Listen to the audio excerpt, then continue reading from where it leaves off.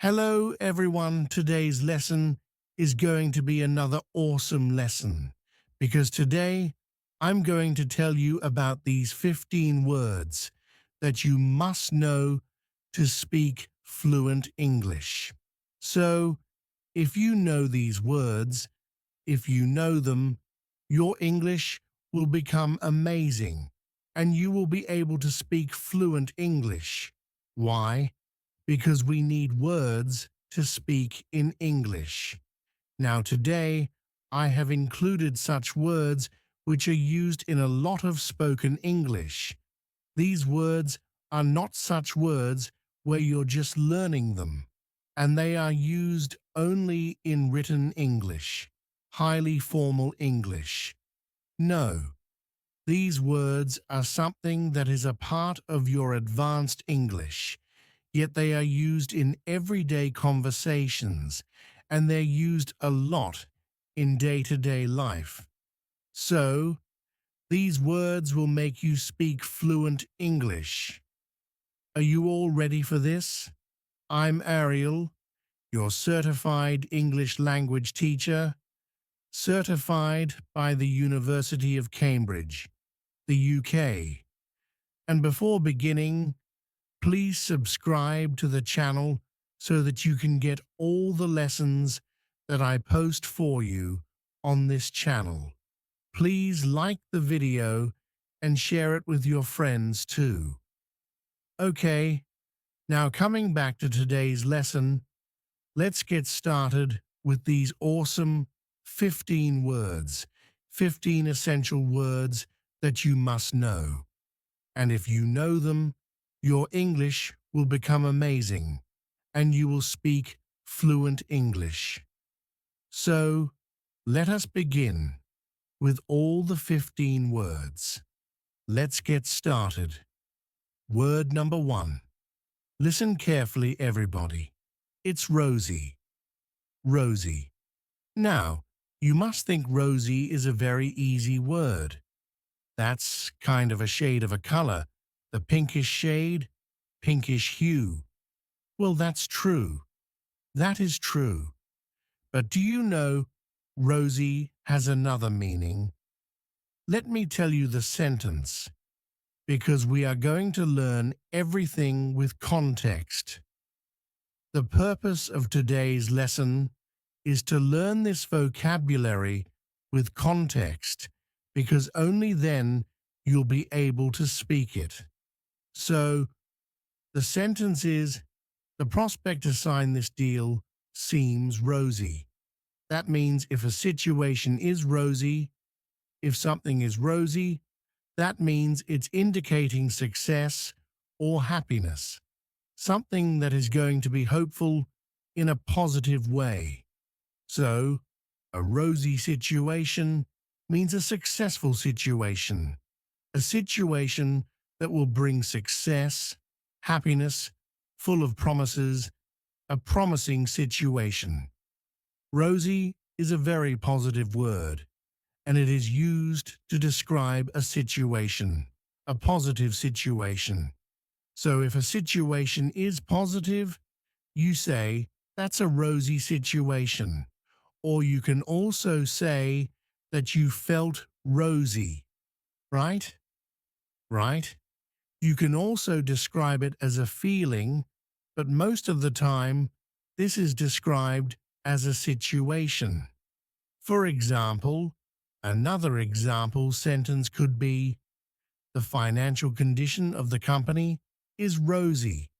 We got a rosy opportunity to go and watch the match.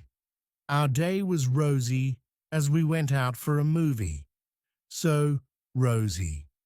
Okay, so now it's your turn. You have to make sentences on your own. Till then, let's move on to the next word. Now the word number 2, listen everybody. Listen carefully first. It's contemplate. Contemplate. You can repeat now. Repeat contemplate. Contemplate. Now contemplate. Let's look at the sentence first. He contemplated the situation before giving any answer. He contemplated the situation before giving any answer. So contemplate is basically to think about something, think deeply about something. So thinking for a very long time or thinking too deeply about something is contemplate, right? Contemplate. Often people contemplate before taking a decision, and people contemplate when they are analyzing a situation. That means they're thinking too deeply about a situation. For example, another sentence can be, she contemplates her future too often, that she constantly thinks too deeply about her future all the time. I think that happens with all the teenagers and everyone who's growing up. I think normally that happens with people, right? So, a word with context to contemplate a situation. That is, to think too deeply about a situation or think too deeply about something for a very long time. Thinking about something for a long time. So, being very thoughtful in your decision or something. Contemplate. Number 3. Word number 3 is listen, everybody. Delusion, delusion. Now repeat for pronunciation. Delusion. Once again, delusion. That's absolutely amazing. Now, delusion, I think that is something you're familiar with. We hear it a lot. You need to come out of your delusion and accept the reality. You need to come out of your delusion and accept the reality. So, delusion is basically a situation that we have created in our mind, which is not real. It's fake. So, delusion can be anything when you know about the facts, specifically when you know about the facts. You have an idea that this could be false. Still, you are believing those false things. That's delusion, that people are living in a delusion. So, that is like if a person knows that the prospect of that person getting promoted is kind of non-existent, like they are not much, because there are other contenders who might have profound better. Now still, this person is thinking that no, I will get promoted, even after knowing that the other person or the other contenders performed better, and they are not accepting the reality, and they're living in this delusion that I'm going to get promoted. That is kind of delusion, that you know about the facts, still you want to live in that fantasy or the fake world that you have created. That is delusion. So, yeah, you use this word now correctly. That is delusion. Another sentence could be, he's being delusional to think that he will get promoted. He is being delusional to think that he will get promoted. So, delusional is basically kind of an adjective you're using, and delusion is the noun, same word, but different versions. So, we know that we can use a word in a lot many ways, delusion, delusional, when you don't want to accept the reality. So, that is the word. Now, word number 4, listen carefully, everybody. Blemish. Repeat after me, blemish.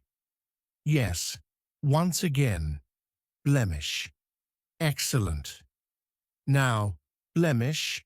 For that you need to hear the sentence, there was no blemish on her beautiful white dress. There was no blemish on her beautiful white dress. Now, blemish on a white dress, that means a mark or a spot. So blemish is basically to spoil an appearance by a spot or a mark, and that spoils the appearance of something. So a blemish can be the spot of an ink on the white dress. It can be the spot of something that you eat. It might have fallen down. So there was no blemish on her beautiful white dress. So it was not spoiled, without any mark, without any spot. So blemish is like a spot in the appearance. Blemish is also used for situations. For example, a particular situation is spoiled by a particular action. You can say it's blemished, means everything was so good, everything was going so well, then something happened, and that was a blemish in the whole event or the whole situation. For example, everything is going good. You might be taking a decision for a project, and suddenly one of the team members who is performing really well and giving ideas is changed and replaced by somebody else. So you still have the project, everything is doing well. And because that one person was replaced, you were not able to meet the deadline because that person took a little bit of time to get adjusted to this particular project. That means the changing of the team member was a blemish as the team missed the due date for the project. So that is how you're forming the sentences for the word blemish. So it's a word that you can use anytime you want to refer to a situation. Or if you want to talk about the appearance, the clothes, use the word blemish. Word number 5, listen carefully everybody, and that is fiasco. Fiasco. Now fiasco, this word is kind of popular these days when you speak English. You'll hear it a lot in spoken English. Repeat after me, fiasco. Fiasco. Okay, what is the meaning of fiasco? Let's listen to the sentence first. The whole meeting ended up in a fiasco. The whole meeting ended up in a fiasco. So, fiasco is basically a kind of disaster, not a natural disaster, obviously. A disaster means kind of a very bad situation, something that is ending up in a bad situation or not as expected. You can say kind of a mess. You know, when you want to say that this situation is such a mess. We were not able to understand what is happening, what happened, and a complete failure, as you can see. So, the whole meeting ended up in fiasco, maybe because people were not able to take a decision. There were so many conflicting ideas that the meeting ended up in an argument. And, no result. That means it's fiasco, right? A complete failure, disaster of a situation. So, it's used a lot in business English. It's used a lot to describe a situation, anything that is happening, and you want to describe, use the word fiasco. Fiasco is always used in reference to a situation, a particular situation, a particular happening. Another example could be, the party turned into a fiasco because two people started arguing. The party turned into a fiasco because two people started arguing. So, fiasco is like kind of, yeah, everything was going great, and then suddenly everything went downhill. Everything was a mess. So, fiasco. Next word. Word number 6. Word number 6. Listen carefully, everybody. It's an easy word. Root. Root. Now, root is very easy. It's simple. Root is basically the base of any plant, right? The long roots that go inside the land, the soil, and that helps a plant grow. Yeah, that is a meaning of root. But root has another meaning in conversational English. Root also means the cause of something, specifically the cause of any problematic situation, the cause of any problem, why something is happening. And there is also a particular phrase which is known as root cause. So root is basically when you want to find out what has actually led to a particular situation, the beginning of something, where everything began from what was the cause, the reason. That is root. For example, we need to find the root cause of the delay immediately. Let's organize a meeting to discuss the root of this particular issue. So, root of the issue, that means the cause of the issue, what is basically causing this particular issue. So, root cause is a phrase that we use a lot, and root means the base or the cause of a particular issue, situation, or problem. Word number 7. Listen carefully, everybody. Word number 7 is exaggerate. Exaggerate. Now repeat after me. Exaggerate. Exaggerate. Remember, there is a double G in the spelling, but we do not say G, right? Exaggerate. Exaggerate. Excellent. Now, what is exaggerate? Do not exaggerate the situation by adding unnecessary details. Do not exaggerate the situation by adding the unnecessary details. Exaggerate.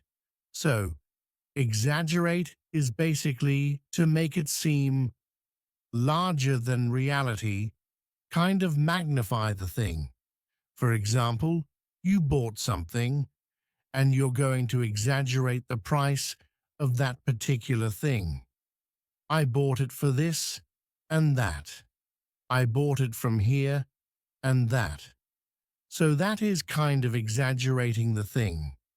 You get to attend an event, and you tell details about it that were not true, and you're exaggerating. That means you're adding something which is more than what the event was. That means you're exaggerating. You're making it seem larger than the reality in reality what it was. For example, a very basic example could be that you stayed in a 3-star hotel on your vacation and you made it sound like a 5-star hotel.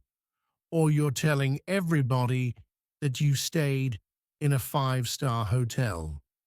It's like exaggerating the thing, kind of exaggerating the things. So, the basic example could be that exaggerate is to just add on details and make things so magnificent. In reality, they are not that magnificent, or you make them larger than reality. Another example could be, stop exaggerating about the party that you attended, or stop exaggerating the details of this project. Exaggerate. The next word, word number 8. Word number 8 is, listen carefully everybody, euphoria. Euphoria. Repeat after me, euphoria. Once again, euphoria. Now, euphoria, the team felt a sense of euphoria after winning the match. Yes, euphoria is basically to feel extremely happy about something. When you are extremely happy, it's a sense of happiness, a sense of achievement, excitement for something, a particular situation, and it arises due to a situation. For example, the students were euphoric to know their results. My friend was caught up in euphoria after getting admission into her dream college. So euphoria is basically that sense of extreme happiness that you experience because you've achieved something great. So it produces from a moment of greatness. For example, winning a match is basically a big deal. Getting admission into your dream college is a big deal. Getting great results after an exam is a big deal. So, all these situations can be described as euphoric situations, where you experience extreme happiness, feeling of being elevated, like feeling like you're at the top of the world. That kind of feeling. That is euphoria. Word number 9. Listen to it carefully, everybody. Feudal, feudal. Now repeat after me. Feudal, feudal, feudal. All her efforts to make the project were futile as it rained heavily the next day. So, all her efforts to make a great science project were futile because it rained heavily the next day. Futile means useless. Futile means that whatever you've done, it's useless, not of any use, kind of went in vain, where everything was useless, not purposeful. So, futile. Your efforts for this project will become futile if you do not add more members to your team. That means useless. If you don't submit this assignment on the deadline, your assignment will become futile. So the assignment is going to be futile because the teacher might not accept the assignment after the due date, after the end date, and hence the assignment is futile. No use of the assignment after that. So futile, something that has become useless, or a situation that is useless, efforts that are useless. Sentence number 10. Listen carefully, everybody. Inevitable, inevitable. Repeat after me. Inevitable, inevitable. Appointment of the new CEO was an inevitable decision. Appointment of the new CEO was an inevitable decision. Inevitable means something that you cannot avoid at any cost, that is bound to happen. Some things in life are inevitable. Some things in life are bound to happen. You have no control over them. They will happen. They're inevitable. So, inevitable is something that you cannot stop from happening. It is bound to happen, and sometimes you use it for situations where you know that this is going to happen. This might happen. For example, the appointment of the new CEO was an inevitable decision because they might need a new CEO at that particular position. The recent CEO might be retiring, whatever was happening. So, yeah, inevitable decision. Inevitable is something that you cannot stop from happening. Something that is required, that was bound to happen, Whatever may be the situation, it was bound to happen. Working for extra hours is inevitable if we are going to take up this project. So, inevitable, that is bound to happen. We have to work for extra hours. We know that from the beginning. Inevitable. Something that is bound to happen. Something that you know will happen. Something you cannot stop at any cost. Word number 11. Listen carefully, everybody. Charisma, charisma. Now repeat after me. Charisma, charisma. There's a charisma in the way she talks. So, there's a charisma in the way she talks. One more sentence. He has such a charismatic personality. Charismatic personality. So, charisma or charismatic basically is the power. Charisma is the power to influence people, to attract people in a positive way, to influence them. So, the great leaders in the world, they have charismatic personality. That's why people are influenced. That's why they are able to have that influence on the world.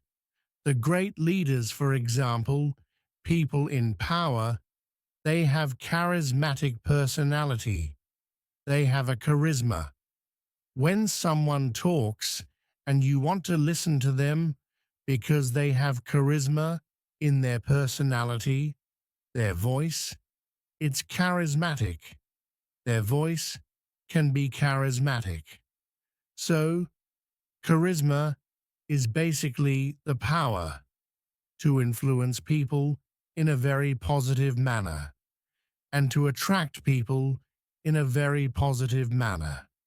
For example, if I want to say a charismatic personality, like I told you about the leaders, the great leaders in the world, all the leaders in the world, and all of the people who establish big businesses, like we know around the world, people have done that, the founders and all that, they have that personality. They have something in them. That's why they were able to create such a big thing. So, charisma, charismatic personality. Word number 12. Listen carefully, everybody. Lure, L. Now repeat after me. Lure, L, L. Now, L. She was lured into accepting the job due to a high salary package. L. Basically, lure is to attract somebody to do something by offering something to that person. It's like you are making somebody compelled to do something by offering them something in return. You're luring them into something, okay? And often it is also used to say that something that has been done, like luring them to do something. For example, if you want something, for example, you want maybe an assignment. Your friend has a good assignment, and you lure your friend to help you with the assignment. So that is something that you can say. So lure is to attract somebody to do something for you, and you offer them something in return, kind of a deal, as you can say, but not on the front. Like in the front, you can't say that it's particularly a deal, but kind of a deal if you think about it. For example, they launched a new campaign to lure the customers. They launched a new advertisement campaign to lure the customers. So, what are advertisements actually? They are basically to lure customers so that they can go buy that particular thing, purchase that particular thing.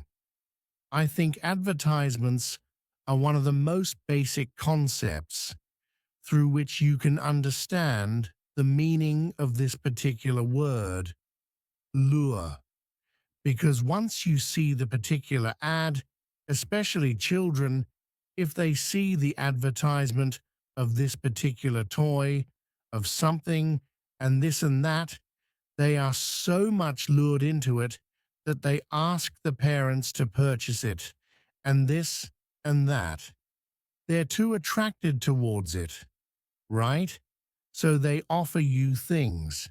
For example, if you're talking about a particular moisturizer, for example, so they are going to offer you soft skin, beautiful skin, glowing skin, and whatnot. That is like they're luring you, giving you something in return, offering you. That is the meaning of lure. One more thing can be the charm of something, right? Charm of a place or something. For example, the lure of the city lies in its green forests. So the lure of something, that means the charm of something, specifically used to talk about a particular place for its natural beauty. Word number 13. Listen carefully, everybody. Weary. Repeat after me. Weary. Weary. Now this is not very, very much. No, it's a weary with wary, as you can see. Now what is the meaning? Let me give you an example sentence for that.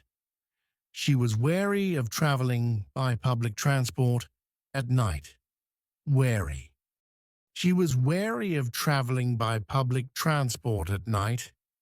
So wary, to be wary, is to be cautious of something, like to avoid something, to be aware, or to be cautious.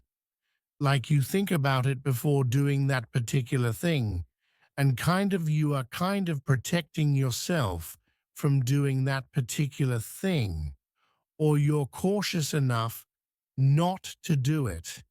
That is being wary. So you think about a situation. You analyze whether it's right or not. Should you do it or not? That is being wary of a situation, or somebody, or something. So she's wary of approaching new people in the town. A person who has just shifted to a new town, maybe because of the job, and the person is wary of approaching the people because they don't know what would be the reaction of people. What would they say? She's kind of wary of the particular situation and everything. You can also say it's like you do not trust a situation or trust somebody completely. So you're being wary means you're being cautious, and that means you're not trusting a particular situation, or maybe a person, somebody completely. For example, you should be wary of the strangers who offer you something to eat. That is kind of a saying that goes around, kind of a proverb. So, be wary of the strangers who offer you something to eat. A proverb that we teach to children because of their safety. So, wary is to be cautious about something, not to trust anybody. Word number 14, and it is, listen everybody, vibrant, vibrant, repeat after me, vibrant, vibrant. The painting was full of vibrant color. So, vibrant means bright, kind of bright, and it also means to be full of excitement, energy, enthusiasm. So, when you feel enthusiastic after looking at a particular painting, if you look at a painting which is full of bright white colors, you will feel a sense of positivity from that particular painting, won't you? Look at the vibrant flowers spread over the garden. So, vibrant flowers, kind of full of life, beautiful, colorful, with bright colors. The vibrant flowers. She has such a vibrant personality. So vibrant is basically full of life, excited, who's like, who's always kind of, throws a certain positive energy. And if this person has positive energy and you can see that particular personality, yes, that is vibrant, vibrant personality. Vibrant is anything, any situation that is enthusiastic, full of energy, full of colors, full of life, that is vibrant. Word number 15. Word number 15 is listen carefully, everybody. Enigmatic, enigmatic. Now, enigmatic. Repeat after me. Enigmatic. Once more, enigmatic. Excellent. Now, enigmatic. Listen to the sentence. We participated in a treasure hunt, which was an enigmatic experience for us. He has an enigmatic personality. She's kind of an enigma to everybody. So, enigmatic is something that is mysterious, something that has that aura of mystery to it. That the person, for example, introverts who have great personalities are considered enigmatic or enigma because they keep to themselves, yet they have great personality. So people often think about them that, okay, this person has great personality, yet they don't mingle much, they don't talk much, so they are kind of enigma to the world. Enigmatic personality, something that is kind of mysterious. So, if you have read that particular novel, Jane Eyre, and if you know that the character of Edward Rochester is shown to be the enigmatic personality, one of the enigmatic personality, it was kind of mystery to everybody. That is how I can say, yeah, enigmatic personality. So, enigma, enigmatic, something that is kind of mysterious, has an aura of mystery to it. The novel is full of enigmatic situations where you want to know what is going to happen next, and everything is such a mystery. There are so many twists and turns. So, these were all the words, the 15 words that you must know.